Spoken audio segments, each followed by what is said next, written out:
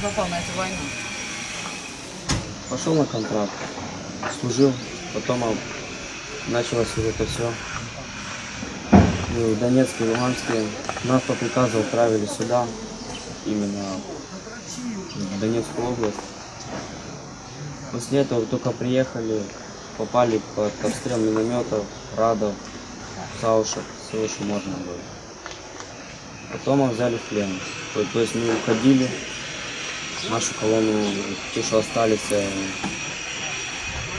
по дороге разбили, взяли нас в плен. Оказался потом здесь. Потом ополченцы попросили, пришли, говорят, есть желающие помочь ополчению, просто пошел помогать. Ну, то есть твоя задача какая? Поставить этот танк на ход? Да, поставить танк на ход, а дальше куда нам на боевую ездить, или этот, тут уже не мне решать. Мне главное его починить, чтобы он ездил, стрелял. Там дальше на войну, или он где-то здесь будет стоять. Он уже может твоих пойти стрелять. Может, но мои преданы.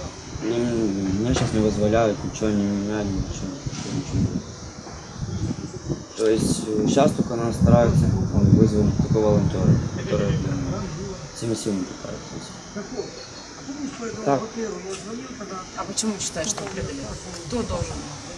Ну, блин, домой пришли повестки, то, что я погиб. Все. Позвонил домой. Ну, говорят, делай шумов. Но результата нет. Я задавал вопрос, когда их будут обменивать, потому что сильно много их пообменивали уже, понимаете. Вот. Спрашивал, когда они будут на очереди там или как-то там. Они сказали, ну еще, мол, очередь не подошла к ним. Подойдет очередь, обменяю. А из Киева они кто-нибудь пёкся? Да нет. Никто. Родственники звонят, узнают, как там, что там. Волонтеры где-то, волонтеров я ни разу не видел. Родственники говорят, волонтеры здесь ездят, но я их не видел ни разу. Ко мне не пришли. У нас пленные, допустим, согласны работать не принудительно.